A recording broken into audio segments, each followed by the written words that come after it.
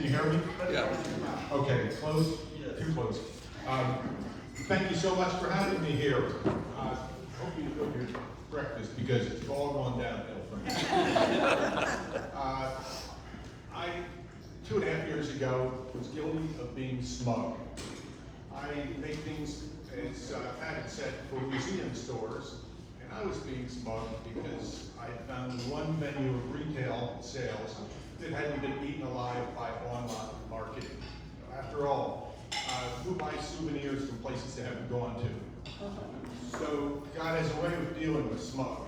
And along came COVID, the museums closed down, the orders stopped. So I said, what do I do now? Well, ultimately, this book was the answer to that question. I do have to say this right off. This town is so welcoming. If it hadn't been so, the book would have never been written. Allow me to go back with a little background. I'm not a native. I'm from New Jersey, went to college in Ohio, came back to New Jersey, and at the time, the only thing I knew about Florida was walking catfish and mirth the surf. And this guy, this airline TV pitchman who used to always say, come on down. Well, that winter after graduation was a miserable winter, and all my friends had moved away. One of them came back, a friend who's living in Tampa, and extolled the virtues here. And as he was leaving, he said, come on down. It was like a Pavlov's dog. I quit my job, and 2 weeks later showed up in Tampa, sight unseen. And like I said, it turned out to be wonderful. I went around to some advertising agencies, figuring my choices were to either starve in a garret as a painter or try to get work advertising. And a kindly, wise old art director sent me down to the Tribune, gave me some names, and said, you need to learn print at a place, and this is where you'll find it. And he was right. This was the most wonderful advice, almost the most wonderful advice I'd ever received. First of all, I got to meet tons of people. Some of the other cover reporters starting there were people like Daniel Ruth, the Pulitzer Prize-winning journalist, Paul Wilborn, who's presented here, Michael Kilgore is another friend who, until recently, was Richard Consmart's right-hand man. Better still, I won the attention of this lady who's back here, this beguiling food writer, Mary B. Stortis, and convinced her to become Mary Greacen. There were also an awful lot of good historians there. Hampton Dunn knew Florida history chapter and verse, and he was generous with his information. Also, Leland Halls became a personal friend of Mary's and mine, and he helped demystify this area. Just in general, working there with all these reporters and sports writers helped me get under the skin of Tampa real fast.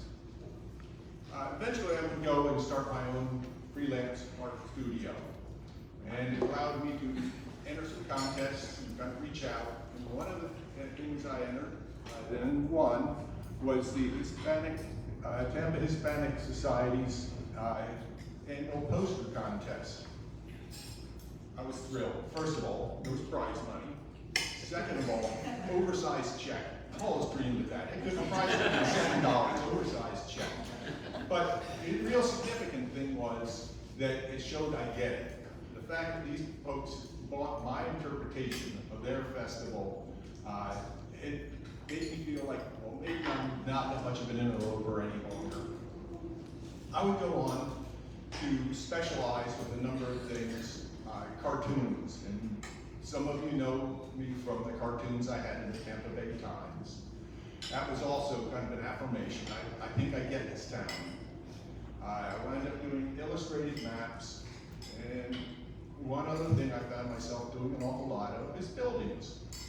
I started out offering to do pen and ink drawings of people's houses to offer as a auction item for our kids' school. Funny things, a lot of those were a pleasure. A lot of my Hyde Park houses were done that way. Someone bought, our son's teacher, as a matter of fact, bought a drawing. And I looked at the the address, and it was Mary's my first house. I was excited. This, here's a chance when someone else is dying to have a drawing of our own house. Unfortunately, when I went to get resource photos, it wasn't. She had knocked down our house and built this big mansion that I will not try to heavily qualify with adjectives. And I couldn't say anything because I didn't like my son to flunk her class. I would go on to do other drawings for different things. When I started in 2007, I started this town tiles business, and I found myself doing lots of drawings of landmarks, the fire runs, the tiles, this and that. So I had this battery of drawings aside, always wondering what would I do with them. Now I knew. An explanation, because a couple people asked as far as the drawings. Those are hand-drawn, pen and ink drawings. I use a rapidograph, which is a draftsman's tool. It's kind of ironic because no one drafts with a pen any longer. It's all done computer. But luckily, there are a lot of drawers, pen and inkers who love those pens, and they're still available. You notice, if you look closely, all the tones are comprised of lots of little dots. Lots and lots of dots. I got curious myself when I started to put this book together, and I blew up a section, a square inch of one of my drawings where there was some intensive tone of dots. And I started marking them off. I knew I'd lose count unless I started marking each dot with a color till I got to 20, and went to another color till I got to 20. There were almost 1,500 dots in there. What I find myself asking is, why didn't I ever figure a way to get paid by the dot?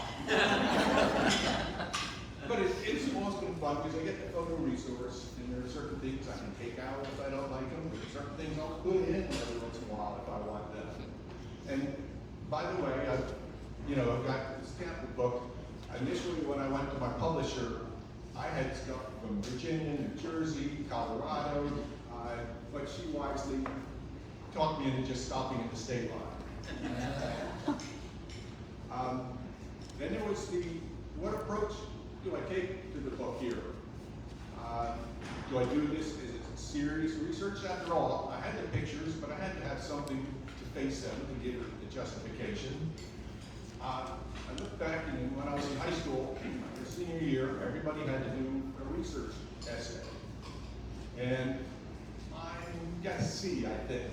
So I said, that's not the way to go. But my junior year, you had to do an essay, and it had to be based on a personal experience. Well, not only did I get an A, mine got picked as the favorite for of the essays. Now you ask what heart-throbbing family thing or personal experience was it? It was about planting and growing a patch of grass. And not even that kind of grass. And I figured, maybe I can just make this work. But I also thought back, among the historians I've known, I got to spend an afternoon with Leland Halls and Fred Hearns, who is the Director of African American Studies at the Tampa Bay History Center. And we were working on a map for Fred, and we drove around looking at sites. And these two treasure houses of Tampa history were just chatting away and bringing in personal anecdotes and pouring out just wonderful knowledge about these places. And I said, yeah, I want that. So that's more or less the direction I took in the book. Now, I went with St. Pete Press, a local publisher, because I knew they would be sensitive to the needs here. I also discovered that when you're a writer, you need an editor to keep you from looking like a stumbling fool. In my case, I needed two. I hired an old friend of Mary's and mine who'd been another newspaper editor who did a wonderful job combing through. But then I unleashed the killer editor here, Mary. I want to tell you how seriously she took this. The day after we had said final, double extended final wrap up for the printing this thing, we were going to a party, and we were on Nebraska Avenue and went by the German American Club. The German American Club was in the book. Mary looked and saw the sign and said, "There's a hyphen in there." Her hat was up. "You got it." I said, "Mary, relax. I'll come back tonight with a crowbar and try all other ways we can handle this." But anyhow, that's more or less the process of what went into this. If PJ will hold the mic for me, because I'm going to need all the steadying factors I can get, I'd like to read a passage.